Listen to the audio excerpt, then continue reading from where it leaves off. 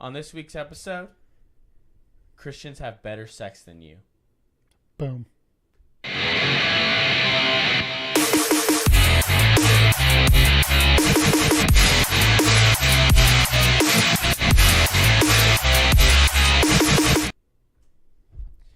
Welcome back to another episode of the Counterculture Podcast. I'm your host, Christian, along with my great friend and co-host, Taylor. Cheers. Hi, how you doing today, man? Doing good. The studio's coming ever so closer. Oh, yeah, we have our studio monitor. I don't know if you could call it a monitor. It's like a studio jumbotron. How big is it? It's 58. Well, I mean, awesome. It's dual purpose. Like the Xbox is down there now, too. It'll be the monitor. So when we sit 10 feet away in these same lovely chairs, and we have guests, which we often do because COVID and everything else, that's the new way to record as people are remote. So, yeah. When we have more guests, we got to see their lovely faces. So. Yeah, and who knows? We may have guests. At least that's what I told the wife. So yeah, and we may have guests in studio at some point. Who knows? True. If we do, it's gonna be a complete and I don't even know how that would work. We got to get like another chair, 2 camera angles. It's we just pan out. It's gonna be wild. It's gonna be wild. But you know what? It's gonna be great because here's the thing: is we could have like Jackie on. If there was someone else in Houston, that's cool. We could have them on. It's true. And then once you guys start paying us money in some form or fashion, we can fly people in. You got to dream big, right? I'll fly myself out. Yeah, fly ourselves out. Oh, man. Before we jump into it, make sure you like and subscribe down below. Hit the notification bell so you know when we go live, you get notified, right? Share the show with your friends, right, so we can continue to make this grow. We weren't able to go live last week, but we still were able to put out the episode. Right. And, we did it as a premiere. I got some decent feedback on it. Yeah, it was good. I mean, we recorded on a Wednesday, so yes. People are used to us going live on Thursday. I guess that's our day. So it's the day now. So that's why we did it. Well, it's the day now until we change our mind again, which will happen probably at some point. But then also, you can find us on Apple and Spotify if you prefer the audio version, right? Leave us a 5-star there. And then you can also go to our Instagram at the Counterculture Cast. Follow us on Instagram. You can also follow that link tree that takes you to our merch store, which is on Teespring, right? We have some T-shirts and everything, so you want to help us out there. We really appreciate it, right? To help us to put back and invest back into the podcast, do cool stuff and everything as we continue to grow in our journey to 1,000 YouTube subscribers, right? You gotta have goals. Gotta have dreams, right? You gotta have dreams, right? We can't get to 100,000 without getting to 1,000 first. It's true, right? So, but yeah. So it's really funny with everything going on right now, and there is a plethora of things we could have talked about. I actually am looking forward to tonight's topic because here's the thing. Right, as much as I love diving into the politics and everything, I'm sure things will come up as we have our conversation time, as it usually does. Is at the end of the day, a lot of times that stuff can really drag you down, right?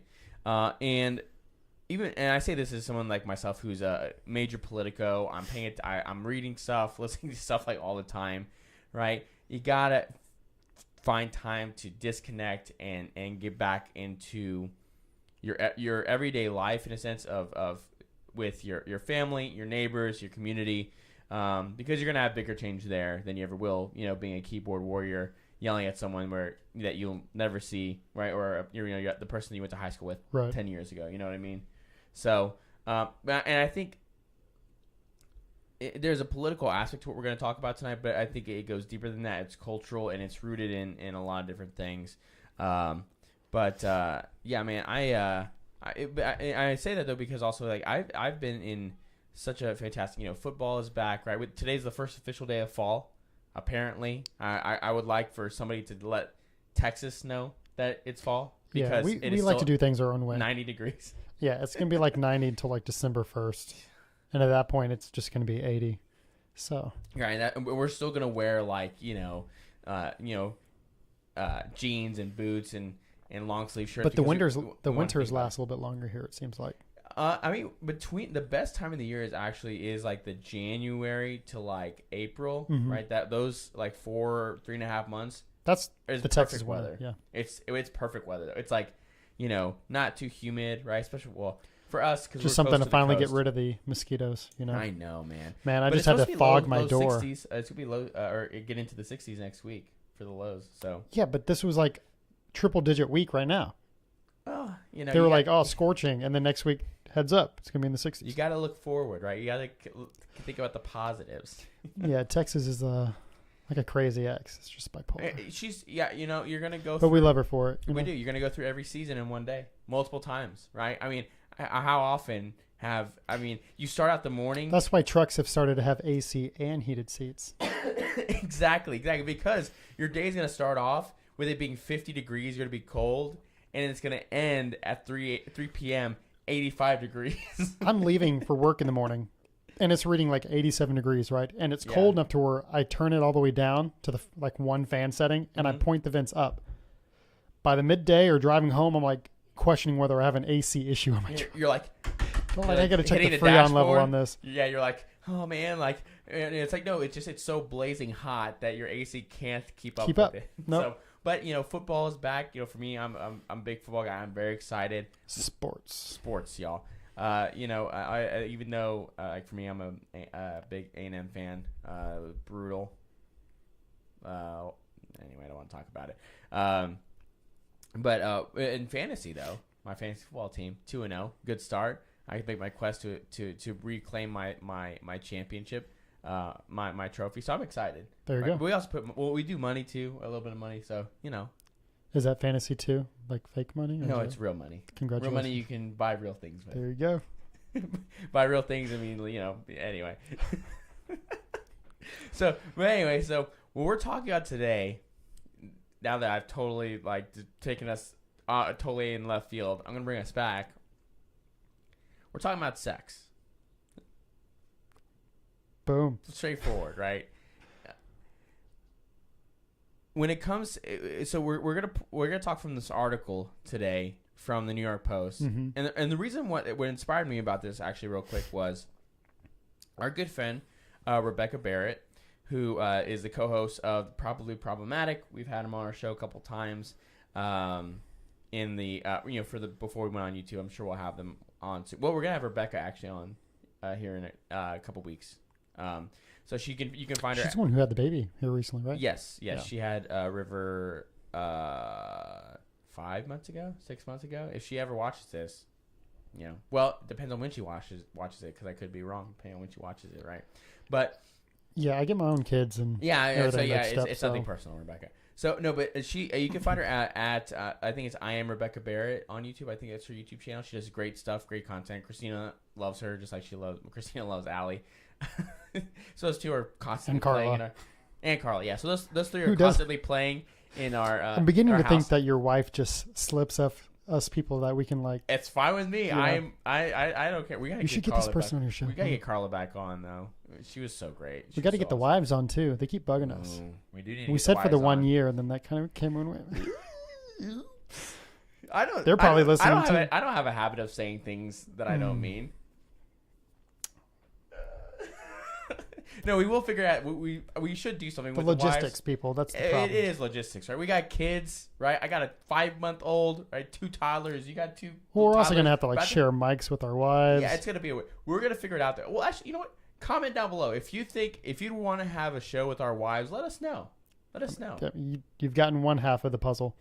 Might as well see the other. Do you want to have the other half to tell you how terrible? It may be a little bit though, because my wife is due in within -3 weeks. Well, you could have a baby in a week and a half. It's true. Right? It depends on the doctor and what they see. So just be warned. The next couple of weeks are going to be who knows what's going to happen. Well, then after that, you're going to have a newborn.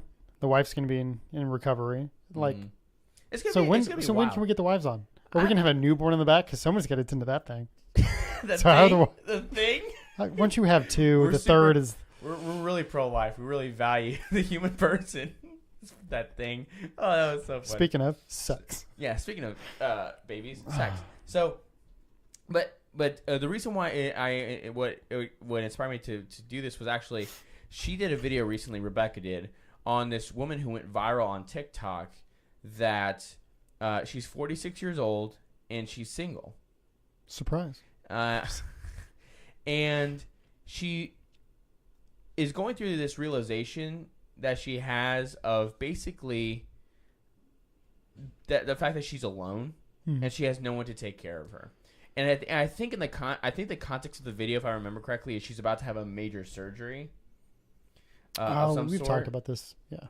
And and this is something. And I watched the video. First off, my heart aches for that because she realized that nobody can be there for her, right? Like she says, like, oh, I have my mom and my sister, and they would help me anyway. But there's still no one that's just her person, right? That they're there for her, right? Because her sister, her mom eventually leave, right? They eventually go home, and there's no one there for her.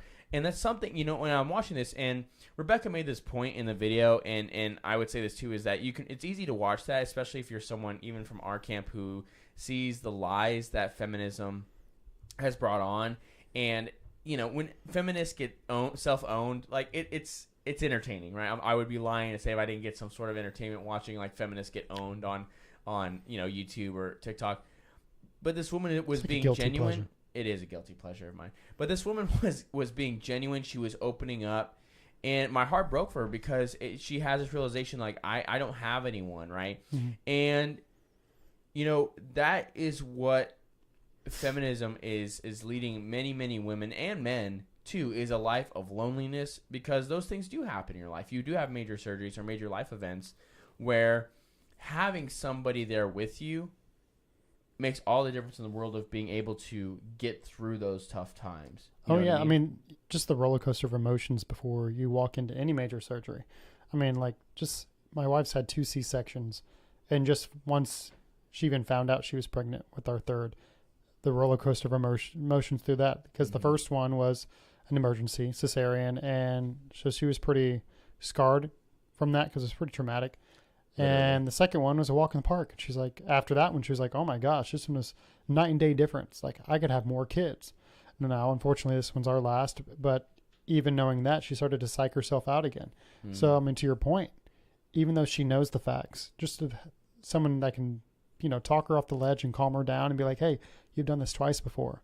This is going to be like riding a bike. We're going to go to the right doctors, get the right things. But can you imagine going in that blind, especially if you're middle-aged, because no offense, I mean, risks go up and everything else. I mean, it's nerve-wracking. Sure, you can have your mom drive you home, but then what? You want your sister's gonna help take care of you for a few days, or obviously this is just one example, but I think it's a greater context, right? To your point, like she can take a few days of PTO or whatever, but then she has to go back to work, or because the likelihood is she works, right, and all that kind of stuff. What's the trade-off of that? I mean, that we've often discussed is what you're chasing a career. So out of all this, what did you come out with? Some money? Money can't buy companionship. Not in the sense that we're talking about. Yeah, you can, pay for different things. You could have fake friends because they're surrounding themselves by you because you like to pick up the tab and do different things. They're kind of fun to be around. But at the end of the day, who's going to be truly there in your corner? You don't have a spouse, a significant other that you can really lean on. And even if you're dating somebody, it's not the same type of relationship when you're 46 and going through something like that as compared to your loved one, your significant other. Right, 100%. And that's why we have really strived to show the incredible things that you get from the institution of marriage. We've been on Allie's show twice talking about that.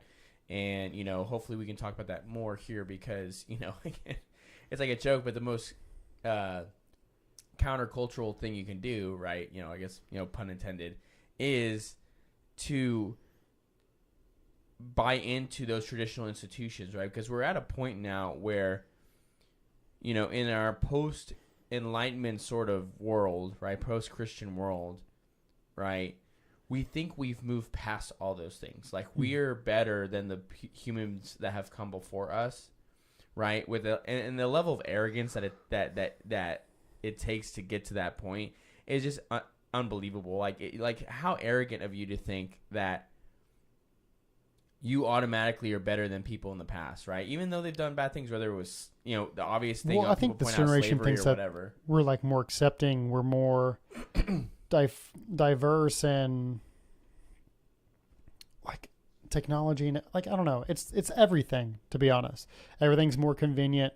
I mean, communication, so borders are like kind of falling off, but at the same time, because of all this, things are kind of getting tense, at the same time. But that's because there's so much the gray. glitter that they're looking at. Right. Well, I think to your point, it's just there's so many gray areas, Mm-hmm. right? And what that leads to is a fogginess, and I think that leads to anxiety because there's no clarity. Right. Right. Or a false sense of superiority compared to the previous generations. Yeah, that's a really good, false sense of superiority, right? Well, it's like, oh, we're more accepting because of we've granted these rights and these freedoms, and we've made strides, for LGBT and all this in these different areas. That doesn't make you better than the previous generation. Oh, because you have an iPhone that can do this, this, and this. I mean, look at the downsides of it. I think we're more estranged from our neighbors. I mean, I remember growing up on my street, my neighborhood street, and my parents knew everybody all the way down to the street where it made a cul-de-sac and circled back. You knew every neighbor. Like, you said hi, you waved. Like, if someone was speeding down, then the rest of the neighbors would like slow them down. Like, everybody was like one cohesive unit. It didn't matter black, brown, white. It didn't matter. Everybody knew everybody. And now you can wave at your neighbor, and a lot of times they just look at you like you're some stranger. It's weird. Yeah. But that's the trade-off with this generation. So, I mean, don't say that we're better off now, because I feel like we've traded off too much. Yeah, I mean, I would argue that we most certainly are worse off now. People don't know how to interact. They don't know how unless to it's behind a screen. I mean, people can't even like make eye contact with you when they're having a conversation. Yeah. They get nervous, or it gives them anxiety, and then they crawl back to their safe space. Just from interactions in public, which I think in a way has fueled the fire that is the divide politically right now. People get so agitated in person or behind a keyboard that they don't know how to interact or have a normal conversation anymore. You know what I mean? Like, you can't be civil anymore because it's just people don't know how to act with one another, I guess. Yeah, no, 100%. And, thinking about, what you just said, we're very fortunate. I've talked about this, is that on our street, we have a good little handful of neighbors that are around us that are really awesome, and we talk to them, fairly regularly. And, we really love that, right? And we're kind of bummed because we definitely know that where we are now is temporary, just because with 3 kids and everything like that, we're gonna have to get a bigger house here in the next year or two, and that probably means we're gonna. Have those to go are the stepping stones everybody makes. You get your starter home, you move on, you have to grow. Right. It's what tradition's always done. And Right. it's funny is because looking back, my in-laws, when they had their first little home, they loved their neighbors to the point where they still talk to them today. Oh, really? I forget their names, but regardless, like any graduation party, anything like that, they get invited over. They're usually the ones that are like swimming in the pool and things like that. But yeah, so much to the point where I'll just share this at least. When my in-laws found out that the neighbors were moving, they moved to the new neighborhood with them. Like, they liked them so much, and they created like a friendship that when they moved, my in-laws decided to either follow them or they followed my in-laws. One of the two, but they followed each other to the next neighborhood. Was it not the one they're in now, but the one beforehand? No, it was like 2 prior. Oh, okay. Or something like that. I know they both, because my in-laws and yours have both moved several times. Yes. Which happens when you have a, larger family. 8 and 9 children, right? You just all of a sudden need more space. You run out. Yeah, there's only so many bunk beds. This isn't Dr. Seuss where they just go, oh, there's just ladders, 20 beds. Oh, man. But yeah, so I mean, can you imagine this day and age, people moving to follow their neighbor? Not really, no. Everybody's in it for themselves. And yeah, you need to have that for you and your family. That's first, but yeah, the idea that you would have that as a really high or, top 3 priority in the house you're moving to is pretty wild. But that just shows you, right? The level of community has broken down. Like, what are your main points? Oh, it has to have 3 bedrooms. It has to have at least 2 baths. But before anything, it needs to be next door to my previous neighbors. Like, that's a tight list. Does it have to go in that order? Yes. Right. So, but what does this have to do with this New York Post article, right? I think because what happens within the household, right, bleeds out into everything else, right? And I think as time has gone on, the sexual dichotomy between men and women have broken down to such a negative place that is one of the biggest factors of culturally the divide and everything like that. Because when you look at things, right, like statistically speaking, women tend to be more left-leaning and men tend to be more right-leaning, just right wing. Just generally speaking, right? Obviously, there's all kinds of exceptions to that, right? Generally speaking, there's just those tendencies, right? Partially because women are more empathetic versus men, all these kind of things, right? But that being said, I still think the sexual relationship between men and women has broken down on a cultural level so terribly that it is really the core issue to a lot of other things, strangely, that bleed out from that. Because, as things like hormonal birth control and other different methods of contraceptives have become more and more convenient accessible and common. You're watching that, right? Where the understanding and the reason for the sexual relationships has totally gone to the wayside to just the reality of me as an individual extracting as much pleasure out of a person, out of a situation as possible. And that level of selfishness is really hurt, both men and women in a very fundamental way, I think. Yeah. So I think that's why this New York Post article is really interesting. And, you're probably, if you're listening, interesting source, why do you keep talking about it and not just say, so this is what it is, right? So finally, here's what it is. My screen is very bright. I'm going to turn that down a little bit. It's like 2 ring lights. Well, yeah, I know. It's like I got to have the right lighting for my fit. Anyway, so it helps. It does, because I need just a little, but I need all the help I can get. It wasn't the looks that got me married. Let's be honest. So the New York Post, this article says, devout religious followers have better sex lives. Shocking study. So I saw this. I thought that was very interesting. You mean when you actually love somebody? When you're actually committed? Yeah, it's very odd, right? Now, it's shocking, I guess, to some. When I read this, I'm not shocked at all, because this is why I have conducted myself the way I have, right, as a young adult and now into being, a father and a husband. I was going to make a weird analogy, but never mind. Go ahead. No, go ahead. It just kind of popped in my head. So it's kind of like the intimacy that you share. It may, even if you've had multiple partners, it may not be the best sex of your life, but just the attachment that you have, because it's the love of your life and that you're sharing that intimacy, it's for life. You've made that commitment. The bond is greater. So even though it may not be the most wild or crazy, it's better. And I think that's the point this article is going to make. But I like to compare it to a little analogy that just popped in my head. It's like going and getting a massage from a masseuse. Say we're 2 dudes and we walk in, separate rooms, of course, but one of us gets a girl with gentle hands and the other one gets some dude named like Brock or something, And is he a Pokemon Brock, master honestly, probably gives the better massage. He gets in there deeper. He works out those gym wounds and stuff. But the whole time you're kind of like... He gets in there very deep. Yeah, very deep. Damn, Brock. But yeah, you're kind of on edge. Because, yeah, you're getting like a service or something, but it's different. You're kind of off. So, yeah. I don't know. That's it. No, I think... It probably wasn't very good, but... you make you make the bigger core point, which is what we're going to talk about, was... What is more enjoyable? What's more satisfying? Yeah, intimate. And by satisfying, we're talking about emotionally and eternally satisfying. Because you're right. There are some people that I have no doubt have probably had what would be considered "quote unquote" more pleasurable sexual experience physically, perhaps, maybe, than I have. Right? But are they better off? Are they happier? Yeah, but I would argue. Right, in a complete and total way, any sexual experience I've had with my wife, because I was a virgin when I got married, is better than any sort of physical pleasure that person has had. I would argue that no question asked, right? So the first couple of lines is so people with strong religious beliefs have higher levels of sexual satisfaction, according to a new study published in the Journal of Sex Research.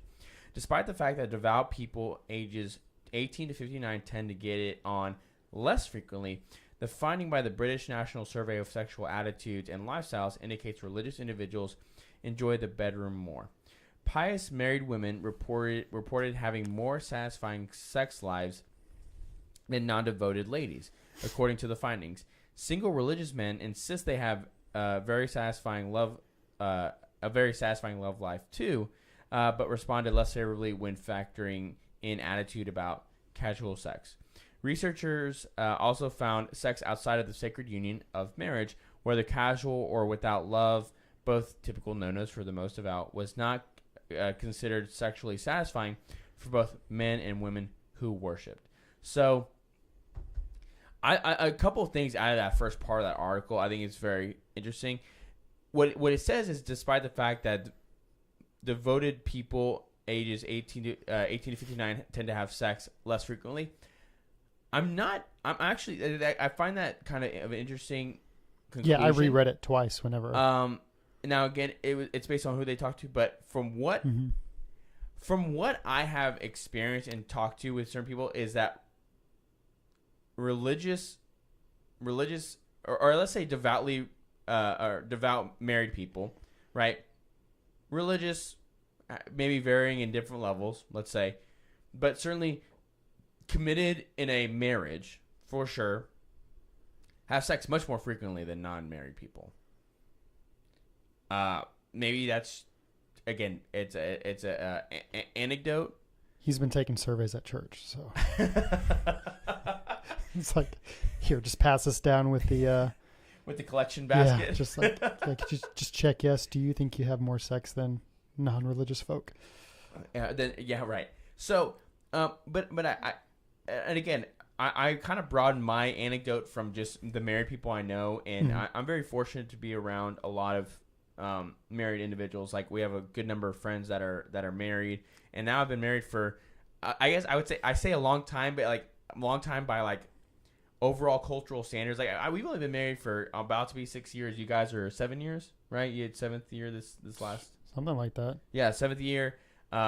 Again, most of our friends, like, the married ones are like around 5, 6, 7 years. So like, we're like over the hump, getting towards, closer to 10 years.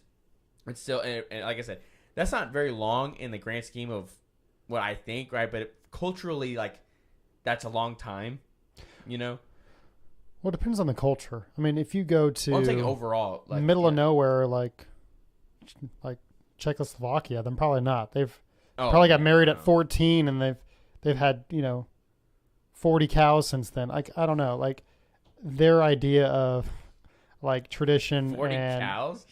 They're the richest. It's been a lot of seasons, man. They're the richest. They're the richest family in Czechoslovakia. Not that they are yielding 40 cows at once, but they've like a calf or two a year. There's lots of seasons, lots of milk. Out of Czechoslovakia. But my analogy is getting weird today. Yellowstone, man. But no. But to today's standards of our trending culture, then yeah, I mean, people are like that. That could be a long time, especially when people don't get serious. They don't get committed. When you have these 46-year-old women who, go home and they're by themselves except for their 6 cats. Like, it's the trend. It's cool to sleep around and not to get serious and until you settle down later in life. But people are finding out that is harder and harder to do, which I guess they're the ones who are really keeping the dating apps alive. Yeah, and I think what's interesting too is that and this is the most important point, and feminists hate this, right? Because in the next paragraph, it talked about how, what did it say? Pious married women reported having more satisfying sex lives than non-devoted ladies. That is the most, in my opinion, the most significant part of that from what we've read so far, because that directly contradicts the overarching gynocentric feminist understanding of sex that we have today, right? Is that to be married to a man and to have likelihood only had sex with that man is not sexually liberating and therefore oppressive, right? But in reality, it's a prison, right? It's a That's prison. how they paint that picture. 100%. It's a prison. You're gonna have children. It's gonna ruin your life. Yeah, right. Which, guys, like, we have a shirt on our shop, right? It says, don't date feminists, right? If someone asks me one thing for advice, I haven't lived a long time. There's one thing I know: don't date a feminist, because it will make your life. Maybe be friends with one, convert one, and then you're good. But we've talked about this too. You're just like, Once one, always one. Oh yeah, just cut the cord. Don't talk to them ever again. He's over here. Go find you a good, godly woman. That's right. You go into your if you're sick, and then get some cattle. If you're 20, get some cattle, buy some land, right, and just Tell if she doesn't know how to milk a cow, I don't want her. It's a dying art, I'll tell you what. For sure, if I had land and a cow, I would be the one. Well, honestly, I don't know if you've been reading the writing on the wall. That's the way the things are going. Back to the roots. There's a whole grassroots movement going on. It started off being funny about preppers and doomsdayers, and now it's more about getting back on the land and doing all this. This conversation sort of when you had the AC issue. What was that, last week? Yeah, it was last week. Probably so. And about because you have the Nest, about a week ago. You have the Nest cool Wi-Fi. Yeah, that's Cali for you. My phone, boom, boom, boom, all that kind of stuff. Well, right, in California and other places, right, there have been stories of those sort of the energy companies, right, forcefully putting raising the temperatures for people's thermostats and stuff. Yeah, they're raising up to 76 and locking you out. Right. In your own home. And people are saying, how's it possible? It's because it's in one of those terms of service, all this kind of other crap, right? So, rule of thumb, another piece of advice. I'm not some wise sage. Which is funny because all those places that this is happening, I say all those, it's really just one. We know where it is. They were laughing at us during the whole ERCOT thing with Snowmageddon that Texas experienced about 2 years ago.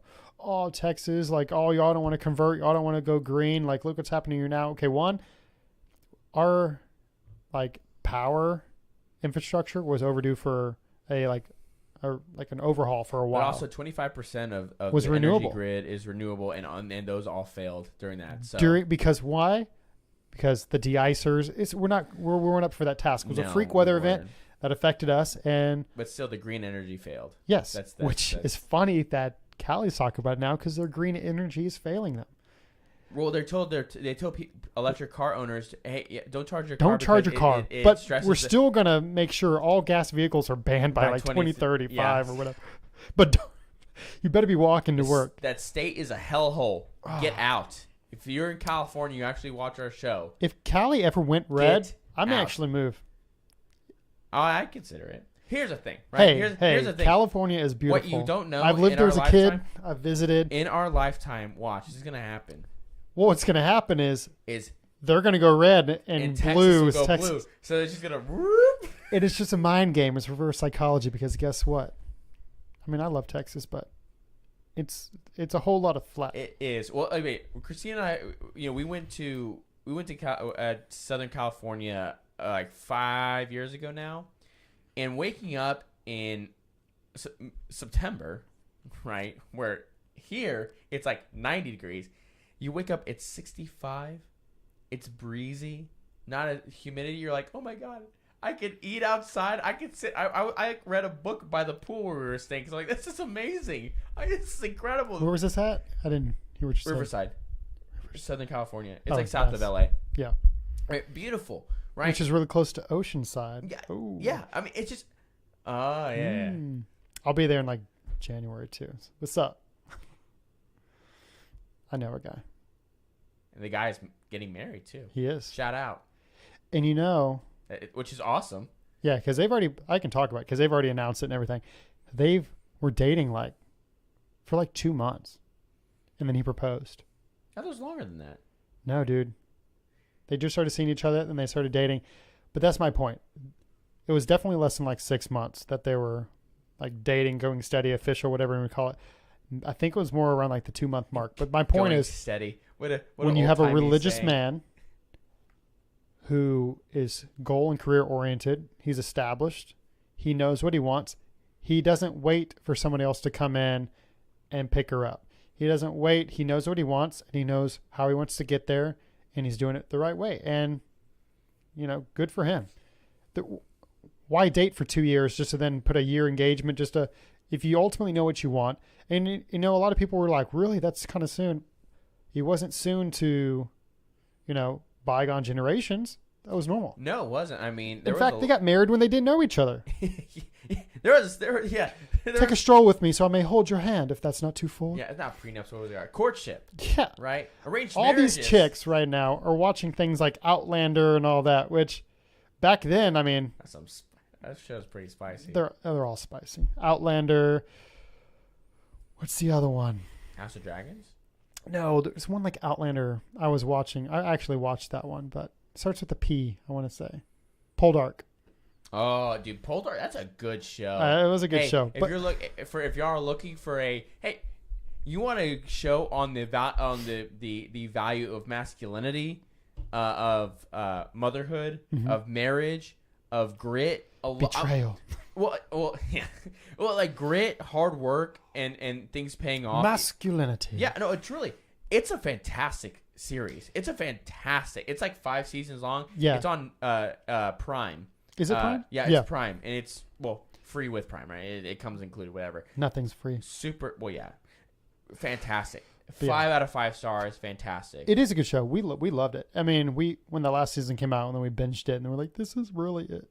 But dude, the ending, I'm like, this could go on forever. Why don't they come back? There was so many, like unfulfilled storylines that they could have went with. But my point is, like, old timey courtships, things like that. Like, you held their hand, and then like maybe you would get like you could kiss them on the hand, or like the things that like all these women are like looking back to romanticize. Or even like Bridgerton, Downton Abbey, all of them, right? Again, all girls or young women love these shows. It's like these shows are highlighting, what you say, these evil patriarchal. Yeah, but then these same chicks are like in their bios on Tinder, like, if you ain't 6'2" and strapped, don't like swipe right, or like, yeah, if you're not 6'2", make $300,000, swipe. It's like, meanwhile they're pushing like 250 pounds like themselves. It's just like, it's like, have you looked in the mirror lately, ma'am? Disgusting. Anyway, my point out. So shout out to my buddy. But here's what it is about that, because you made the point of like people have told your friend and is now fiance, like, oh, like are you sure that's so soon? It's like, and yeah, it's because it's the way people view marriage, right? It's they, not in they a look down light. on it. And they look down on it. And again, on a fundamental level, I kind of get it, right? We have 50% divorce rates, right? That's the other issue. The ones that do get married, they feel like there's an easy way out. Right. Divorce courts are it's 50% divorce rates. Divorce courts are absolutely destroying men's lives day in and day out across the country.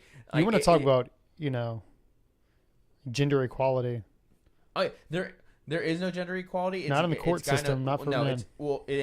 Again, and Allie talks about it. We have a gynocentric culture, right? Like, women have every advantage in the world right now. I don't care what you say. You can call me whatever. It's true. More women are graduating out of college, right? So they're actually getting more higher paying jobs, right? I think in the 48 of the largest cities in the country, right, women make 8% more than their male counterparts at the same, It was like there was an overcorrection. Yes. Because of that That's movement. What we do. That's how feminism started and everything. I guess when our current generation, it was a pay gap thing. It started off with equal rights, the right to vote, suffrage, the whole nine, and then became, well, we're finding out that our male counterparts are doing the same thing, getting paid 25% more or whatever. But again, that was built on a lie. That's the funny Even part. if it wasn't, even if there were a few examples that were true. Maybe at a certain point that should have been evened out. To be fair, maybe there was a point in history where that was true, but we know certainly now it's not true, and they're still talking about it. It's like, no, because we're not factoring in, right, the hours worked, the career fields people choose. Because here's the reality: men and women are different, right? And Jordan Peterson talks about this, right? Even in the Norwegian countries where it is the amount of what's the word he uses? I can't remember, but the level of equality has gotten to such a point that they're seeing extremes where women, even though they have all the opportunity in the world, they're not going into STEM because they don't want to, because they don't like it, because they prefer to go be teachers or whatever, these different nurses, right? These things that women gravitate to because women are wired differently, and men by nature, men like dealing with stuff, women like dealing with people. That's why, right, in the magazine racks, right, you have People magazine, and who likes to read those? Women. Guys don't give a crap about that. Guys, the kind of magazines we get are cars and all other kind of stuff. Cars, right? the end. Yeah, cars. Yeah, no, but cars, sports, guns, tech, all that kind of stuff. Hunting. Right? Yeah. It's all cars. There are cars. There are these innate differences in men and women, and the more we deny it, the more we lie to ourselves, and the more people get hurt in different ways, right? All kinds it's like there's a whole generation, because of feminism, they decided they needed to prove themselves, and then they realized either when it was too late or by the time that they're helping their next generation come through that, like, hey, this wasn't what we thought. We're miserable. We're not happy.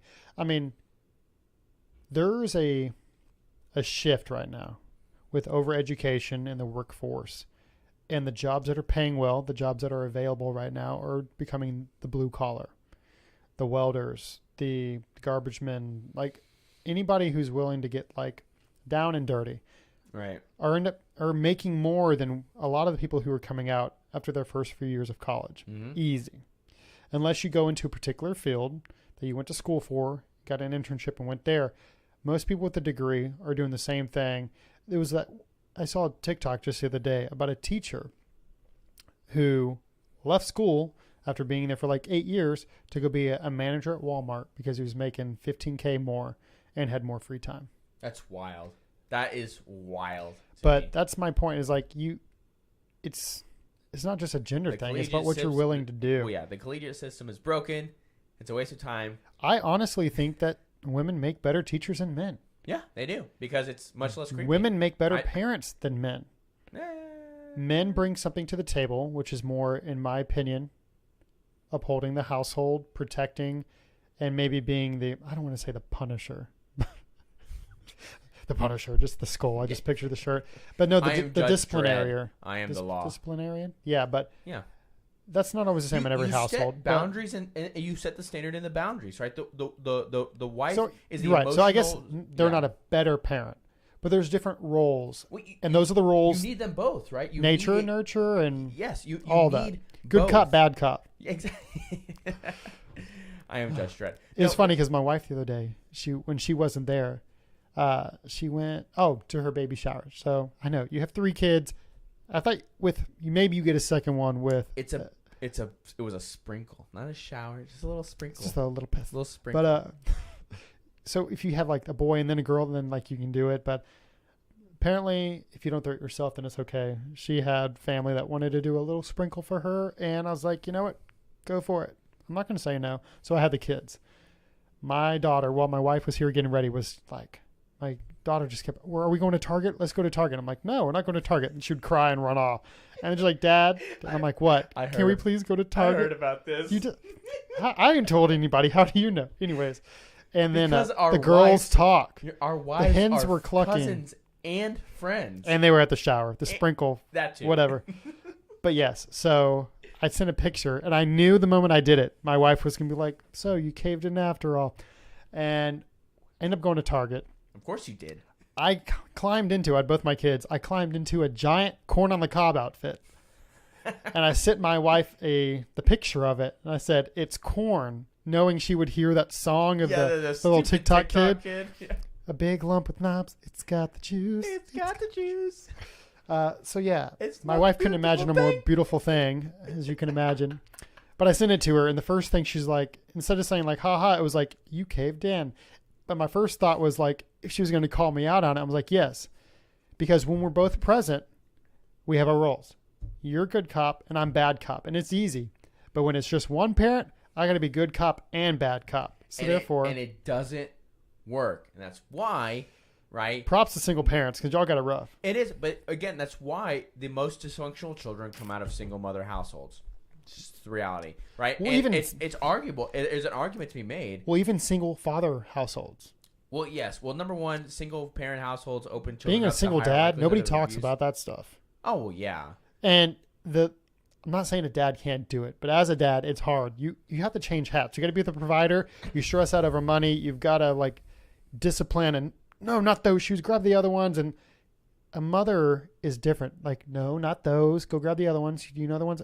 They just are calmer. And the kids, you don't want to scar your kids, but guys aren't wired like that. And even if they try, I mean, those kids come out different than the ones that are reactionary in school because they had no father figure in their life. So they react. They get in trouble, the juvie and like all that stuff. To the other side, you have the ones who come out from single father households who may not know how to be sensitive because they had to be tough all the time. You know, Mm-hmm. I don't know. Well, that's right. I mean, again, you find the most dysfunctional kids come out of single parent households. Generally speaking, most single parent households are single mothers. And again, like for young men, they come out of single mother households.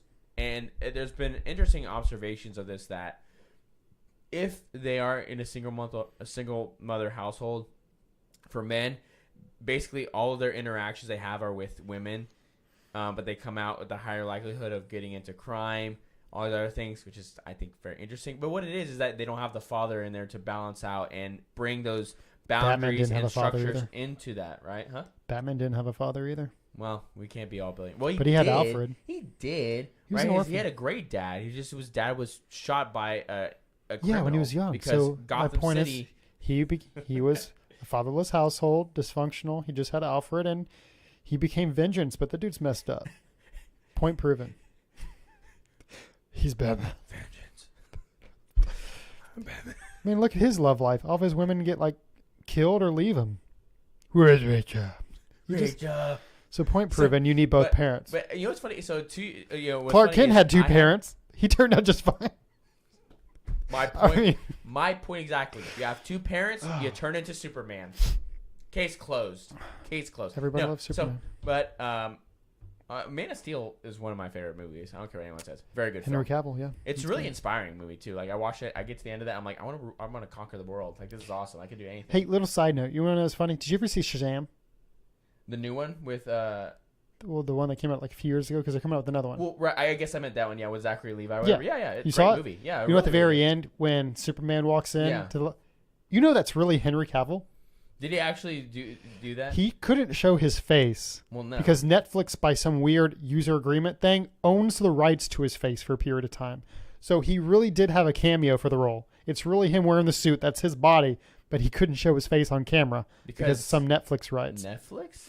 Yeah, look it up. It's funny because that was around the time he was doing the Sherlock Holmes for Netflix with chick from Stranger Things. What's her name? Millie Bobby Brown. Yeah.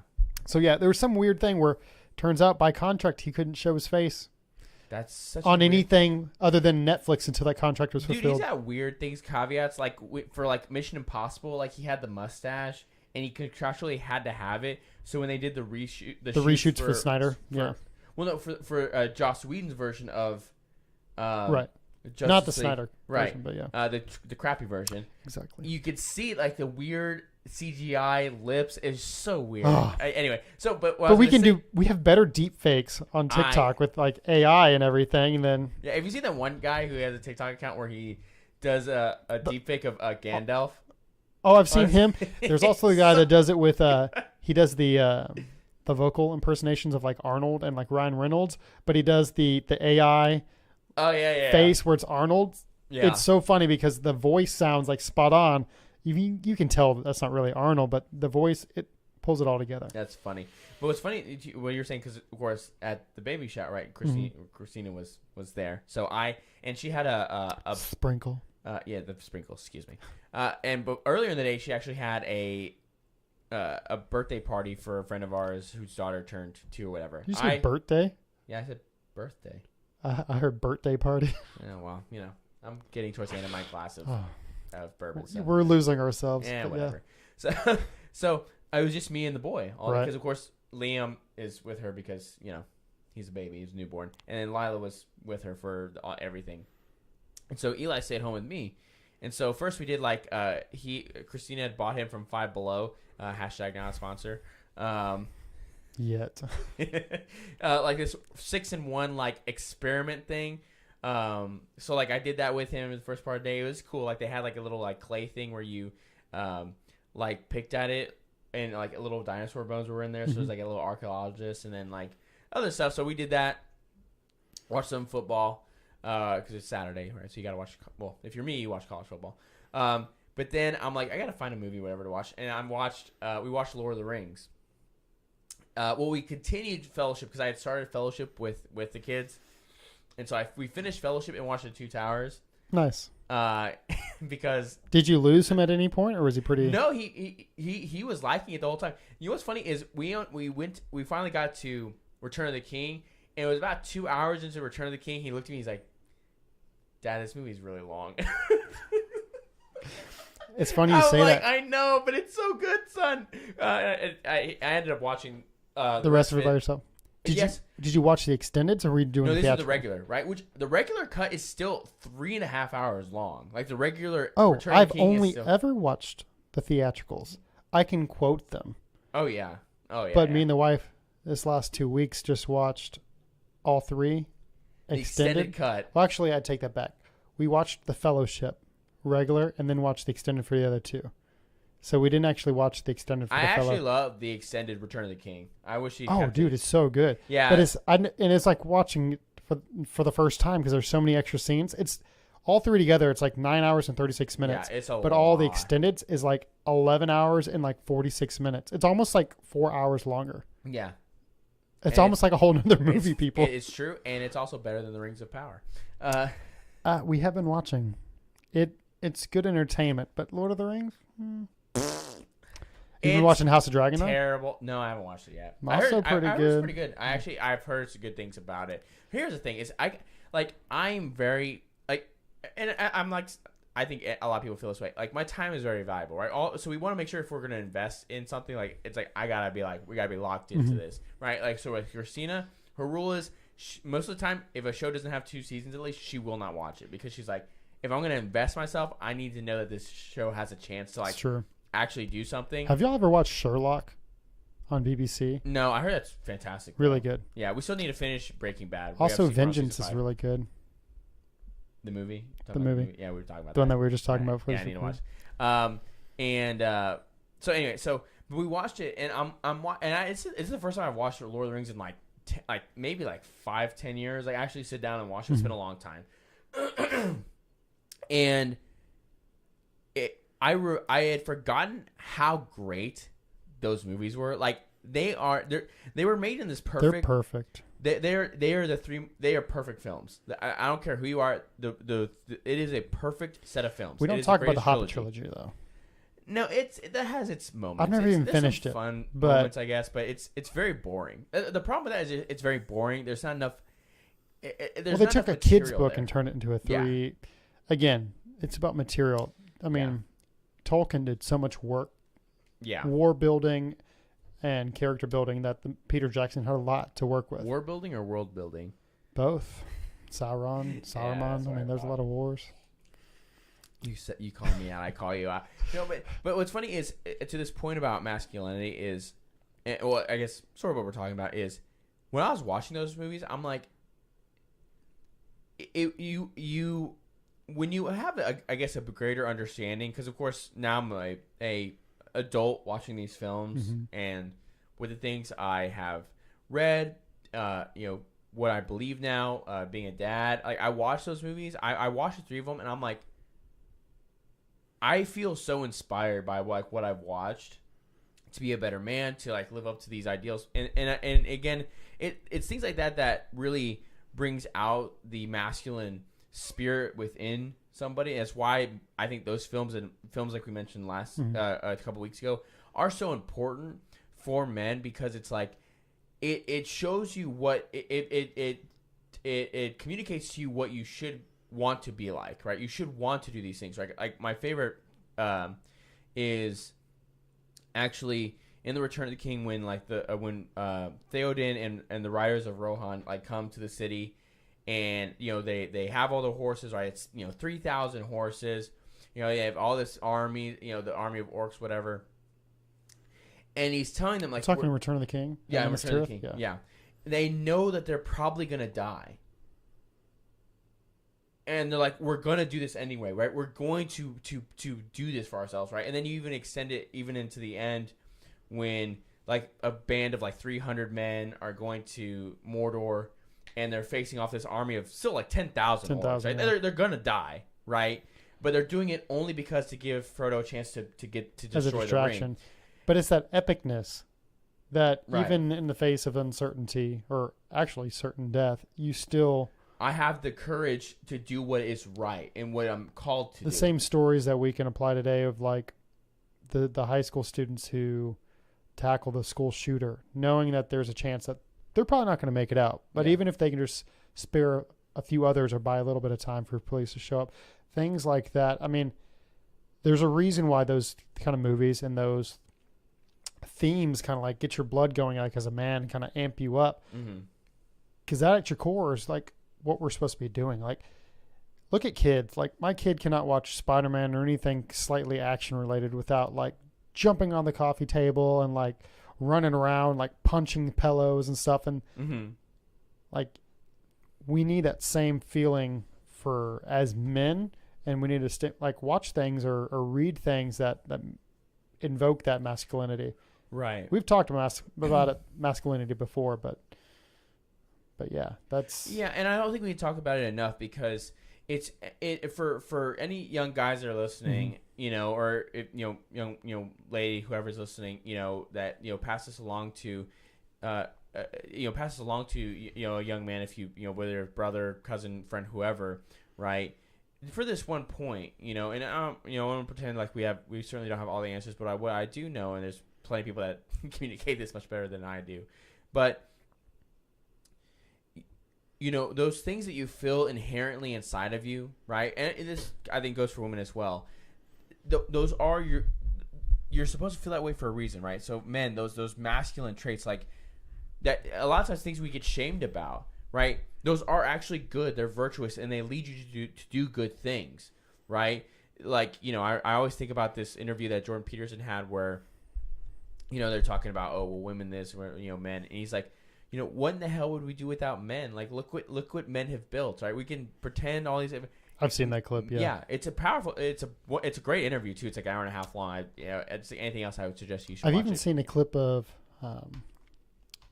You may have talked about it a little bit. We've had people that we've been on the show with or have had on that have been on like theirs, but I think it's the Pearl girl. Oh, yeah, just Pearly Things, I think is the name of her show or cast or whatever. Yeah.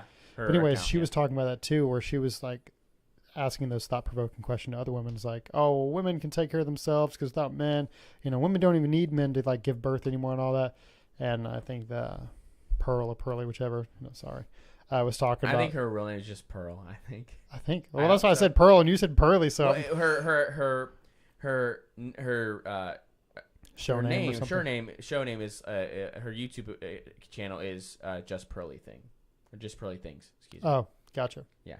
So Pearl was asking. I don't know. She probably will never find us, so it's okay. She's giant. She's good for going her. Viral on things. If she does, I mean, you're awesome. That's all I gotta say. I don't know. But she was like asking, and these girls were like, "We don't need men," blah blah blah. And she's like, "Well, who's gonna build this skyscraper? Oh well, like who's gonna do this? What about the infrastructure? Mm-hmm. Who's gonna drive the trucks to bring the food back to the supermarket? Who's gonna farm? And these girls were like, "Oh, well, we'll just Uber Eats," and it's like they're just not thinking it through. Like, you moron! Who's gonna get it to you? Like, who's backbone gonna do of this? it? Right? Men are gonna do this, right? It's like that one clip that went viral too of like Roughneckers on an oil rig. That was I don't know what it was, but like the guy was shirtless. You've probably seen it. He's like I've seen it. Moving this giant machinery, right? Mm-hmm. And it's like, who's gonna do that? Who is going to do that? Are you 5'2"? I've been on location like that. It's you're hard work. 110 pounds soaking wet. Like, you're gonna do that? No, right? This guy could probably risk his life. He could probably die doing that. People do, yeah. Yeah, and that's why it pays so well. Yeah, it's hazard pay. Yes, and so it's like get out of this weird, like unplug from the Matrix, right? Take the red pill, right? Like, 'tis true. Yeah, like for women, like the most feminine things about you, right? Your the long hair, the dresses, the giving birth, right? All these kind of things. It worked for you for so long. Well, bring it back. Those are good things. Like, don't shave your head, right? Like, don't do these weird things. You want to talk about mental health? Yes, women. Just look at Demi Lovato. She's coming back finally, but she went through. Well, women are miserable. We've talked about this many times. Women are miserable today. They don't know what to do. They feel lost, and they're angry, and they don't know why. Well, I think they do know why subconsciously, and that's what makes them more angry because they've realized that they were wrong. They bought into this bullshit that has ruined their lives. And for men, right? Be masculine. Do masculine things, right? And I don't even mean traditional, okay. But do masculine things. I made a shortcut because I was stuck in traffic a few neighborhoods from mine. We were coming back. I had the kids and everything, so I took the shortcut. I kid you not. There was a guy standing at the end of his driveway as I drove past. Mind you, not my neighborhood. Otherwise, maybe I'd care a little bit more. But this was pretty cool. Shooting a bow and arrow into his garage. He had a foam cube target, something that I've used on people's property and land, because if you miss an arrow, it's going. Yeah, if you have a broadhead even with a practice tip, it's gonna go. But still, and I looked over, I'm like, "What's this guy doing?" And then as I drove by, I'm kind of cautious, and I see he's got the target in there. But this dude's straight up at the end of his driveway, just 15 yards shooting. I'm like, do masculine things. Yes, do masculine things. Be masculine. Embrace. And hopefully, to our first point, your neighbors, because otherwise they may be making some phone calls. But they call the cops on you, right? But if you do, if you embrace those things about you, right, and also I would say, have God in your life. I think that also will help you a lot. Apparently, your sex is better, so your sex will be better, right? So I don't know what to tell you, right? We're trying to help you, right? We're trying to help. Listen, men and don't women, listen. Right? Why don't you try 3 things we've said? Or maybe just one and see how it goes. Right. Go to church, find someone there, marry them, have babies. Right? You will have a life that is more fulfilling than anything else. It doesn't mean you can't go for careers and all this other kind of crap, right? You can do those things, and those things will bring you temporary happiness. But this feeling of completeness, satisfaction, and joy will come through marriage and having children, and also having a foundation built upon, in my opinion, God, right? Through Christianity. In my opinion, you can find other way, whatever, that part you can do whatever with, I suppose. But I know for sure, certainly in the institution of marriage and having children, you will find a fulfillment that is compared to nothing else. It doesn't matter how much money you make. If you are lonely and depressed, it will not fix it. You need to have some foundation, whether it's just family, faith. I think those are the things that start off the strongest. Everything else is just a plus. Yeah. If money comes and goes, but at the end of the day, if you don't have your family and if you don't have your faith, then you're alone. Yeah, and I just you should be more focused in have your, like I said. I'm not saying you can't have career on have those things. You should try to strive to do. Perfect good examples. Look how many famous celebrities off themselves. Yeah, because it's not all it's cracked up to be, or there's too many temptations and bad influence, but at the end of the day, they're not. You have some good ones. You look at the ones that for influence, like the Ryan Reynolds and stuff like that. They're on their 4th kid. Happily married. Yeah, 4 babies. Cranking out babies, things like that. One longest running marriages in Hollywood, happiest. They don't have. I will say I didn't realize how many high profile celebrities that he's dated over the years. A lot. Even Alanis Morissette. I think he was with Kate Beckinsale for a while, different. Yeah, Scarlett Johansson. Right? ScarJo, yeah. Yeah, I think he was actually married to Scarlett Johansson for 6 months or something. Clearly, that didn't work out. You know what? She was probably atheist. And you know what? You know what? Who's laughing? Now, I should say this. Because Scarlett Johansson has a child now, and she is married, so she has a fulfillment now. But, right, I would argue Blake Lively is probably the happiest woman in Hollywood.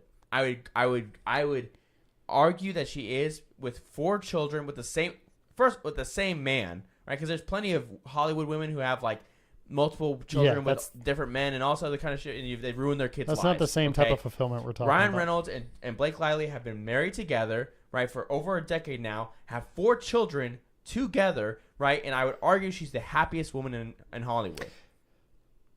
Partially because also Ryan Reynolds is trying to take over the world by buying every company in sight, right?